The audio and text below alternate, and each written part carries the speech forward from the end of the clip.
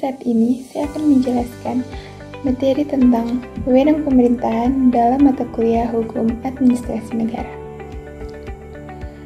Oke, jadi sebelum saya menjelaskan lebih lanjut tentang materi tersebut, ada baiknya kita harus mengetahui dulu apa sih wewenang pemerintahan itu.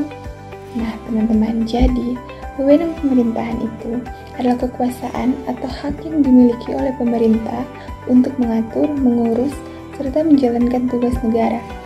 Tetapi, wewenang ini tidak bisa dipakai seenaknya. Semua harus sesuai aturan dan dapat dipertanggungjawabkan.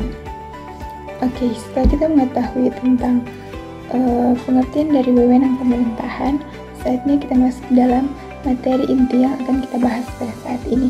Nah, terdapat beberapa aspek yang akan saya jelaskan secara singkat pada saat ini, yaitu yang pertama yang akan saya jelaskan adalah pengertian dari negara. Nah, negara merupakan organisasi besar yang dibuat untuk mengatur kepentingan umum. Jadi, negara ini menjalankan kekuasaan berdasarkan hukum untuk menjaga ketertiban dan kepentingan bersama. Nah, itulah yang dimaksud dengan negara. Kemudian yang kedua ada pengertian pemerintahan. Teman-teman, kalau negara kan mengatur kepentingan umum. Kalau pemerintahan dia juga bagian dari negara. Biasanya kekuasaan eksekutif yang menjalankan urusan sehari-hari, membuat kebijakan, dan melaksanakan layanan publik. Nah, itulah pengertian dari pemerintahan. Kemudian yang ketiga ada hakikat dari wewenang. Wewenang berarti kemampuan yang diberikan oleh hukum kepada pejabat atau lembaga supaya mereka dapat bertindak dan menghasilkan hukum yang sah. Misalnya membuat keputusan, kemudian memberikan izin dan menghukum. Namun kembali lagi seperti yang sudah saya jelaskan di awal, bahwa wewenang itu tidak bisa dipakai seenaknya. Semua itu berjalan harus sesuai dengan aturan dan dapat dipertanggungjawabkan. Kemudian yang keempat ada bagian yang keempat ini, yaitu unsur dari wewenang. Nah, dalam bagian ini wewenang itu mempunyai dua bagian penting. Yang pertama ada hak untuk bertindak.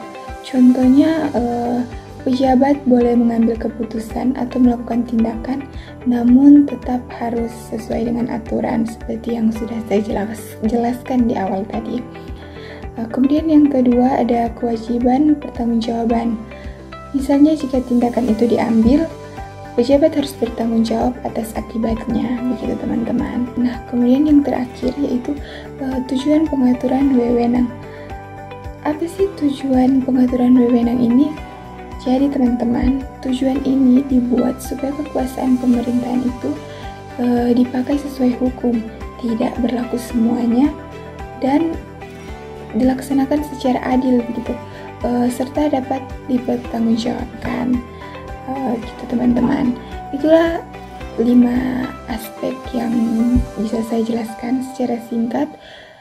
Semoga dengan apa yang saya jelaskan ini teman-teman bisa memahami dan bisa bermanfaat bagi teman-teman sekalian, juga bagi saya. Terima kasih.